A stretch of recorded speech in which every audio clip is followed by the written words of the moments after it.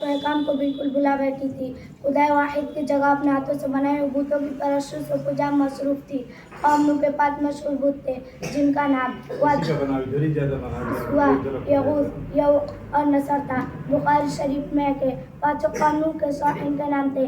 जब उनका इंतकाल हो गया तो उस जमाने को लोगों ने उनकी यादगार में मूर्ति बनाकर रख ली। उन लोगों के बाद दूसरी नस्ल आई तो उन्होंने एहतराम से बढ़कर शुरू कर दिया। जब वो भी चली गई तो तीसरी नस्ल के लोग आए तो उन्होंने एहतराम से बढ़कर पूजा शुरू कर दिया और उन्हें 5 मूर्तियों के आगे सजदे रेज़ होने लगे। उसी तरह बुत परस्ती शुरू हो गई। गोया दुनिया में बुत परस्ती इब्तिदाई औलिया से हुई है। दुनिया में पहले बुत परस्ती का वजूद भी ना था।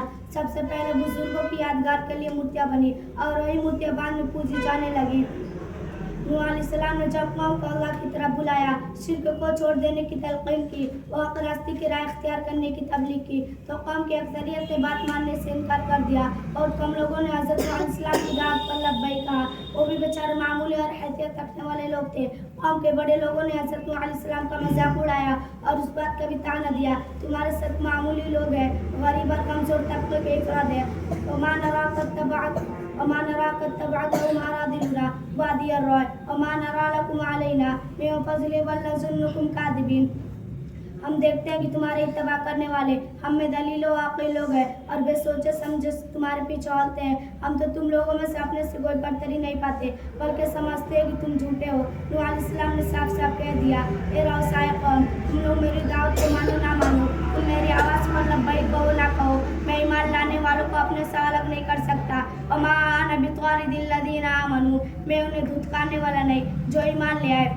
नूह अलैहिस्सलाम ने अपने कौम को तरह तरह से समझाया, रात में भी, दिन में भी, कुल्लम कुल्ला भी, पोशीदा तौर पर भी, मगर कौम ना मानी। हज़रत नूह अलैहिस्सलाम के समझाने पर और भी बरगश्ता हो गई, कानों में उंगलियां और कपड़े ठूस लिए। नूह अलैहिस्सलाम ने अज़ाब इलाही से डराया तो कहने लगे, ए नूह, अपने रब का अज़ाब क्यों नहीं लिया है, रोजाना धमकाते क्या हो।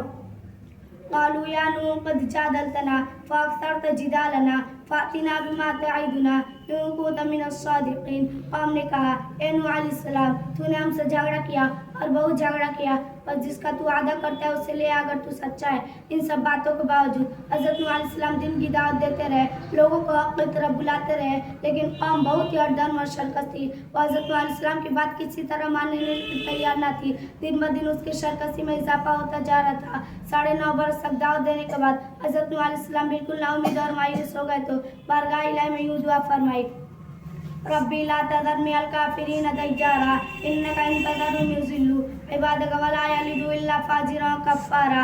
ए परवरदिगार, तू काफिरों में किसी को भी ज़मीन पर बाकी न छोड़, अगर तू उनको यूँ छोड़ देगा तो तेरे बंदों को गुमराह करेंगे और उनकी नस्ल उन्हीं की तरह नाफरमान पैदा होगी।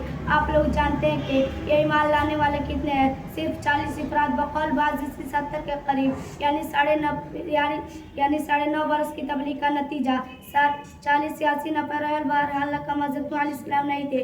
नाकाम तो वो कौम थी जिसने दावत इलाही को ठुकरा दिया, गुमराही और जलालत पर तकिया करके बैठ गई। अब मैं इसी चंद बातों पर अपनी तकरीर ख़त्म करती हूँ। वमा अलैना इल्लल बलाग।